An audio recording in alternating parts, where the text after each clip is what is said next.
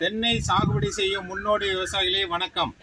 அண்மை காலத்தில் நிலவும் தட்பவெப்ப சூழ்நிலையால் தென்னையில் இந்த ரூகோ சுருள் வெள்ளையினுடைய தாக்கம் பரவலாக காணப்படுகிறது.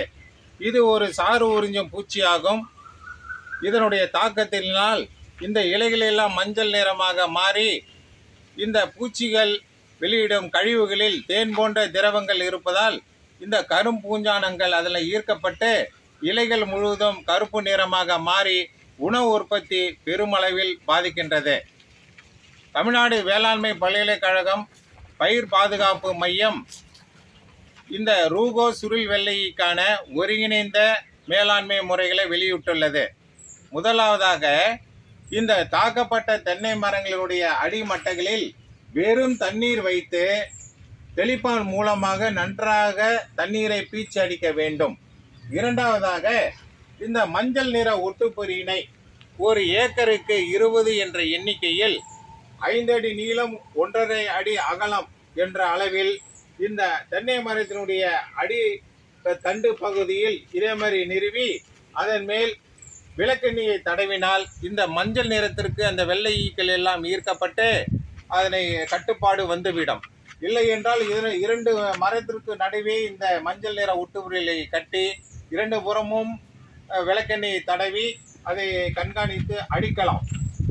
மூன்றாவதாக, இந்த தென்னையை தாக்கும் இந்த ரூகோ சுருள் வெள்ளையினுடைய அருமையான இந்த ஒட்டுண்ணியான இந்த என்கார்சியா ஒட்டுண்ணியினுடைய இலை துண்டுகளை ஒரு ஏக்கருக்கு 10 என்கார்சியா ஒட்டுண்ணிய இலை துண்டுகளை 10 மரத்திற்கு 1 என்ற அளவில் அந்த மரத்தினுடைய இலை பகுதியில் இந்த என்கார்சியா ஒட்டுண்ணி இலை துண்டுகளை கட்டிவிட வேண்டும். இதன் மூலமாக இதில் பொறித்து வருகின்ற அந்த ஒட்டுண்ணிகள் யாவும் இந்த சுருள் வெள்ளையினுடைய தாக்கத்தை கட்டுப்படுத்தி அழித்துவிடும்.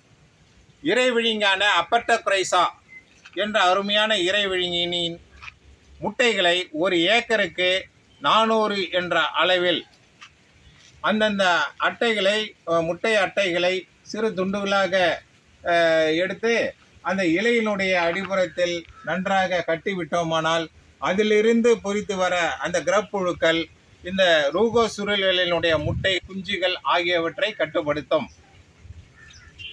தாவர பூச்சிக்கொல்லியான வேப்பெண்ணெயை 1 லிட்டர் தண்ணீருக்கு 5 மில்லி என்ற அளவில் ஒட்டும் திரவம் கலந்து நிதானமாக அந்த அடிமட்டைகளில் தெளிப்பான் கொண்டு தெளிக்க வேண்டும். பரிந்துரைக்கப்பட்ட ஒருங்கிணைந்த உர மேலாண்மை முறையை கையாள வேண்டும். இதன் மூலமாக செடியினுடைய சீரான வளர்ச்சிக்கும் பூச்சி மற்றும் நோய்களுக்கு எதிர்ப்பு சக்தியும் கிடைக்கும். வாழை, கல்வாழை மற்றும் சீத்தா ஆகிய இந்த 3 பயிர்களை தென்னையில் ஊடு பயிராக பயிரிட வேண்டும். ஒரு ஏக்கருக்கு 20 முதல் 25 வாழை மரங்களை பயிரிடுவதால் இந்த ரூகோ சுருள் வெள்ளையினுடைய இயற்கை எதிரிகளான இந்த இறைவிழுங்கிகள் ஒட்டுண்ணிகள் ஆகியன அதிக அளவில் பெருக்கம் ஏற்படுத்தி தென்னையை தாக்கும் அந்த வெள்ளை ஈக்களை அழிக்கக்கூடிய சாத்தியக்கூறுகள் உண்டு. இன்னொன்று முக்கியமானது, அன்பு விவசாயிகளே, எக்காரணம் கொண்டும் வேர் மூலமாகவோ இலை வழி தெளிப்பாகவோ பூச்சிக்கொல்லிகளை பயன்படுத்த வேண்டாம். பூச்சிக்கொல்லிகளை பயன்படுத்தும் பொழுதே நமக்கு நன்மை தரும் இறைவிழுங்கிகள், ஒட்டுண்ணிகள், மகரந்த சேர்க்கைக்கு உதவக்கூடிய தேனீக்கள் ஆகிய நன்மை தரும் பூச்சிகள் எல்லாம் அழிந்துவிடும் அபாயம் உள்ளது. எனவே பூச்சிக்கொல்லிகளை தென்னையில் இந்த சுருள் வெள்ளை கட்டுப்பாட்டுக்கு பயன்படுத்தவே கூடாது.